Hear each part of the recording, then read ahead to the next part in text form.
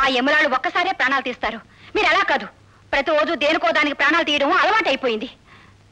ఏదైనా చెయ్యండి, ఎలాగైనా చావండి, కానీ పచ్చటింట్లో మాత్రం మంత్రాలు చేతబడులు చేయకండి. అలా చేస్తే మీరే నాశనం అయిపోతారు. గుగ్గిళ్ళు పెట్టలేని వాడికి గుర్రం ఒకటని ట్యాక్స్ కట్టడానికి తాహతి లేనప్పుడు ఏ తాట కొంపలను ఉండొచ్చుగా. ఏం చేస్తాం? నా కొడుకు చేసిన పాపానికి బతికినంత కాలం శిక్ష అనుభవించాల్సిందే. ఇదిగో తీసుకో. Good morning sir. Good morning.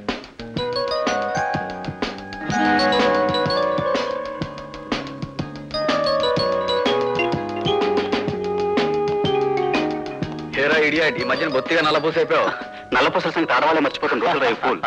సరే కానీ నాకు 3000 కావాలి, ట్యాక్స్ కట్టాలి. అవసరం లేదే నువ్వు అడగమని తెలుసురా. ఇది ఉంచు. థ్యాంక్స్ రా, నేను వస్తా. గుడ్ న్యూస్, మన సినిమాకు ఫైనాన్షియల్ చూశాను. ఆ సంగతి తర్వాత మాట్లాడతాను. ఓకే.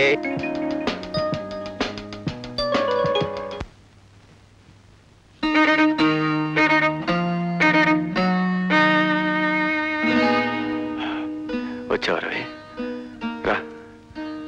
నీకోసం ఎదురు చూస్తూ కూర్చున్నాను. కాస్త కునుకు పెట్టింది. నువ్వు ఇంటికి వచ్చి వెళ్ళావని తెలిసింది. బ్యాండేజ్ కట్టించుకోవడానికి డాక్టర్ దగ్గరికి వెళ్ళాను. రా కూర్చో. రా రవి, ఇలా కూర్చో.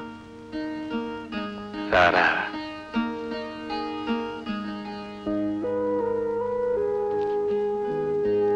ఇదిగో డబ్బు. ట్యాక్స్ కట్టేశాను. ఎలా కట్టావు? అంత డబ్బు నీకెవరిచ్చారు? ఓ, ఆ మూర్తిని అడుగుంటావు అంతేనా? రే, ఇంటి విషయాలు బయట వాళ్ళతో చెప్పుకోవడం ఏమన్నా బాగుంటుందా? ఇంకోసారి ఇలా చేయకు. ఇదిగో ఈ డబ్బు తీసుకెళ్ళి అతనికి ఇచ్చేసే. రవి, మీ నాయనమ్మ అలా నోరు పారేసుకోవడం తప్పే. అయితే పెద్ద ఆవిడ్ని ఎలా మందించగలను చెప్పు. కానీ మీ పిల్లని మాత్రం బాగా కోపడ్డాను. మిమ్మల్ని ఒకటి అడగనా? ఏమిటి? మనుషుల్ని శాసించే శక్తి డబ్బుకుందంటారా? ఉంది రవి, చాలా ఉంది. ఈ డబ్బు లేకపోతే బంధాలు, అనుబంధాలు అన్నీ అబద్ధాలైపోతాయి. ఓడిపోయిన వాణ్ణి, డబ్బు లేని వాణ్ణి ఈ ప్రపంచం అస్సలు క్షమించదు. ఇది నేను అనుభవంతో తెలుసుకున్న చేదు సత్యం. అందుకే మనిషికి గెలుపు అవసరం, డబ్బు చాలా అవసరం. ఇదిగో ఈ డబ్బుంచు. మళ్ళీ 2-3 రోజుల్లో కొంచెం సర్తాను. టెలిఫోన్ బిల్లు కూడా కట్టేద్దాం. బట్ అవి డూ మీ ఎ ఫేవర్.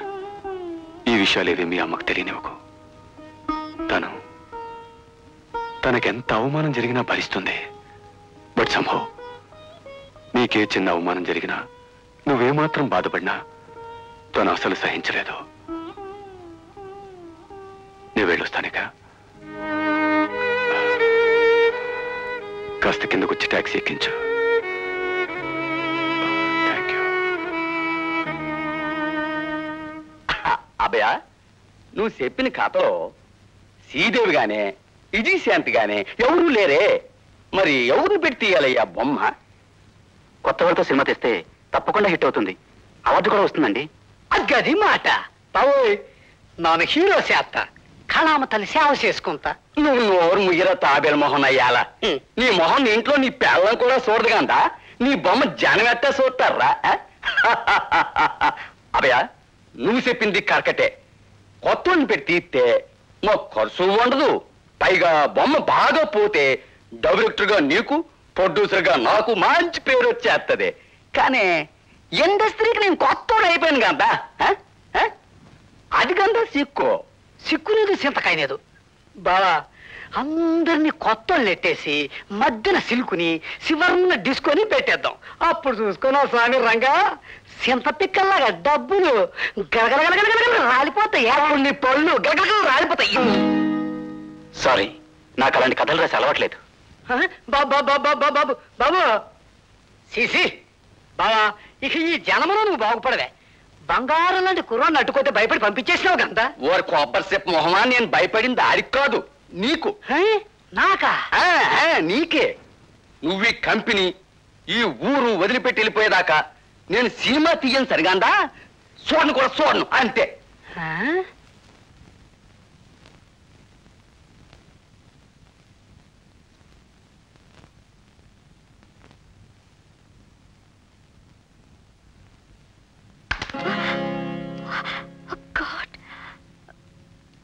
నువ్వు ఇక్కడికి ఈ టైంలో? నిన్ను ఓకే, నిన్ను చూడాలనిపించింది, వచ్చేసాను. అసలు నువ్వు లోపలికి ఎలా వచ్చావు? తోటరాముడు చూపించిన దారుందిగా, వాటర్ పైప్ పట్టుకుని ఎక్కువచ్చాను. ఓ మై గాడ్, పడిపోయి ఉంటే? పడలేదుగా. ఎవరైనా చూసుంటే? చూడలేదుగా.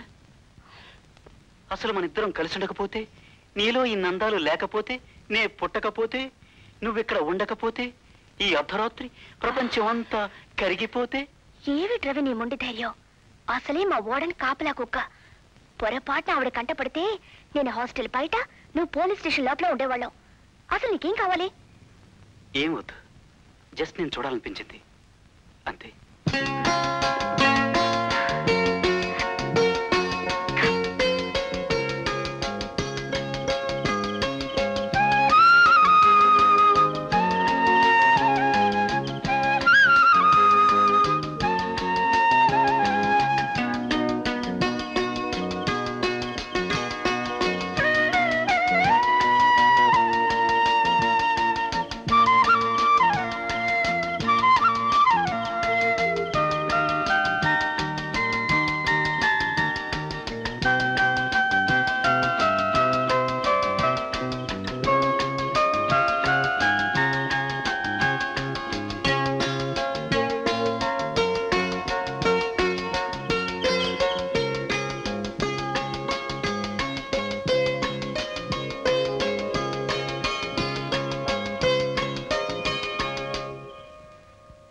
రవి, మీ నాయనమ్మ పోయిందిరా.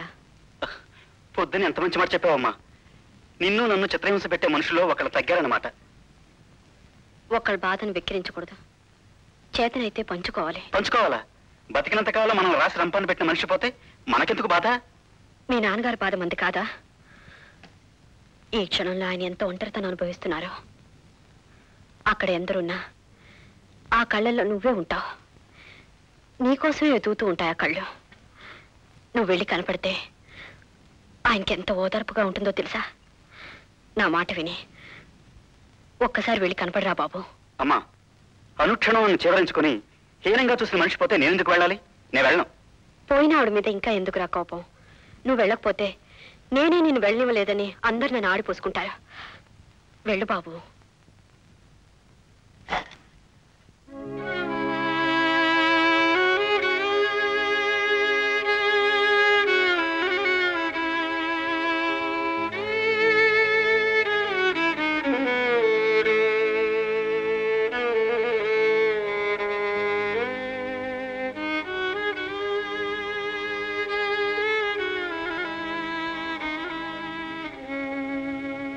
నువ్వెందుకు వచ్చావు ఇక్కడికి? ఎవరమ్మన్నారు? నాయనమ్మ చనిపోయింది కదా. ఆవిడ నీకు నాయనం ఎప్పటి నుంచి అయింది? 10 మంది ముందు మా పరువు తీయడానికి మంచి సమయం చూసుకొని వచ్చావా? తమ్ముడు, ఈ సంబంధం ఎప్పటి నుంచి? ఆవిడ అంత్యక్రియలు అపవిత్రం చేయబోకు. మర్యాదగా వెళ్ళు, వెళ్ళి ఇక్కడి నుంచి.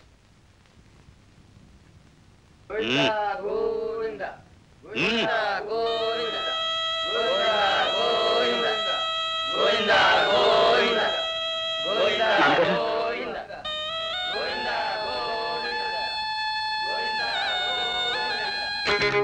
ఆ చవట చేతగా మనిషి నా తండ్రి అంటావా? ఆ ముసలి దయ్యం బతుకున్నంత కాలం నన్ను తిట్టకుండా తిట్టేది. ఇప్పుడు చచ్చాక ఆ ఉద్యోగం ఆయన కొడుకు సురేష్ పుచ్చుకున్నాడు. వాడు కూడా నన్ను అందరి ముందు అందరూ మాట్లాడినాడు. ఈయనున్నారే మా నాన్నగారు, తండ్రి గారు.